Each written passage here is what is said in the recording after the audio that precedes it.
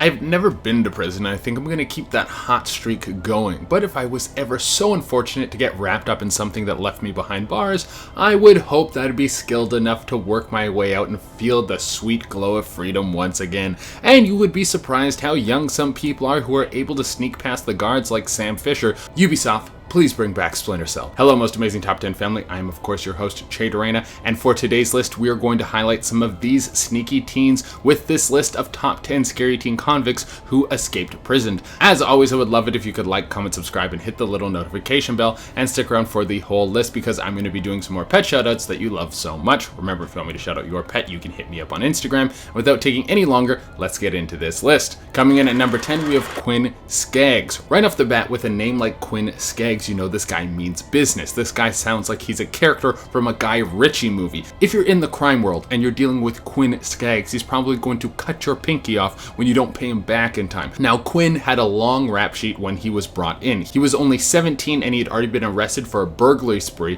where he was breaking into people's homes while armed with a handgun. Man, at his age, the most dangerous thing I was doing was trying to convince my older brother to buy me a Mickey of rum so I could feel cool at a party. SKAGGS also got into a fight at school, and when a teacher tried to break it up, he beat the hell out of the teacher who needed to have surgery on his face. This 17-year-old was being held in a detention center and then kicked out the window and used bed sheets to scale down the side of the building like he was in the show Prison Break. Coming in at number 9, we have a big breakout. If you're gonna break out, you might as well bring some of your friends with you, right? Well, some teens in Nashville thought that this was the best idea. They had a plan to break out, and I think it worked better than they ever would have expected.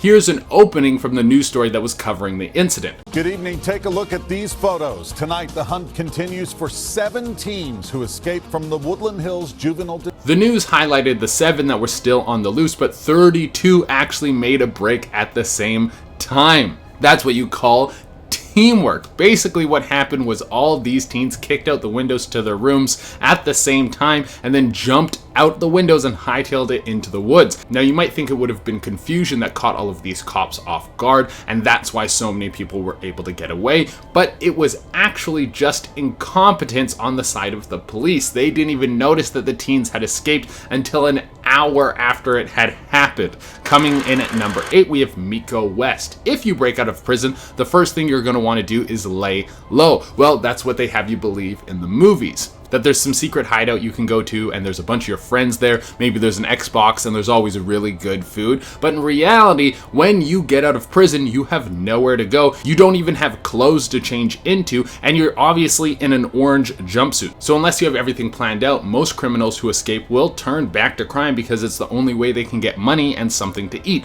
This is what happened to MICO West. He was able to break out by swiping a key card and then opening the front door and just walking right out. That sounds like something that was pulled right out of a video game, but it was true. Then he got busted when he tried to steal a candy bar. The dude was just trying to get something to eat. Coming at number 7, we have the Nashville teens. A juvenile detention center in Nashville was holding 4 possibly dangerous teens who managed to escape in December of 2019. How they escaped is still unknown, but it's thought that they snuck past the guards and then jumped a fence and then were on the run. Now, why were these teens being held? I mean, the 4 of them were between the ages of 15 and 17, so how deadly could they be? I keep thinking about what I was doing at that age, and I really was just trying to spend more time playing video games and less time doing homework. That's as crazy as I got. Well, it turns out that these 4 might have been up to something a little more intense. 2 of them were wanted for armed robbery, and the other 2 were wanted for murder. Well, I don't think there's any homework in jail, so I guess that's a little bit of a bonus.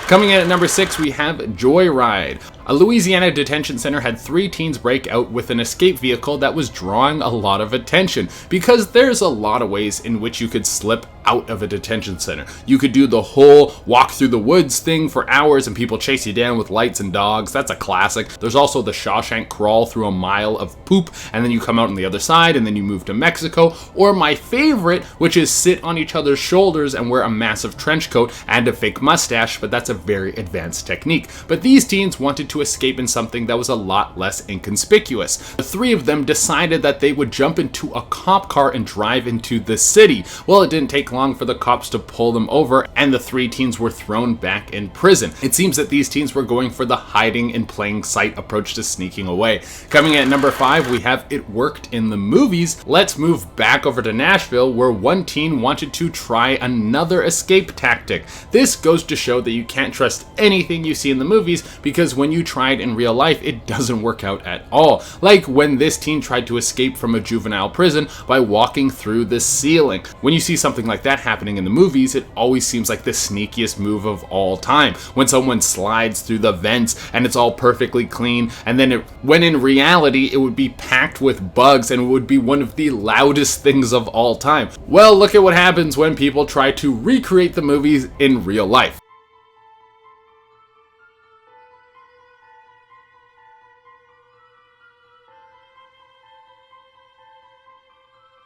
As you can see from the clip, they could hear him walking around in the ceiling, and eventually he came smashing through the drywall. You know what? I'm gonna give this guy an A+ for trying and even getting into the ceiling in the first place. Even though his plan didn't come together, it's still very bold. Coming in at number 4, we have BRITTAIN McAULIFFE. This one is actually terrifying. BRITTAIN McAULIFFE was arrested for attempted murder. He was only 16 years old, so they put him into a juvenile correctional facility. He was meant to serve all of his time there, but while staying at the facility, they thought it would be a good idea to include him in a program that would help troubled youth find work while they were serving time. So he was given a job as a construction worker, and it seemed like things were going well until one day he just vanished. He literally just walked off the job site. A very simple escape plan, but an effective one. This is where the story gets even crazier. BRITTAIN was on the run for over a month, and in this time he stole a gun and shot a woman 4 times.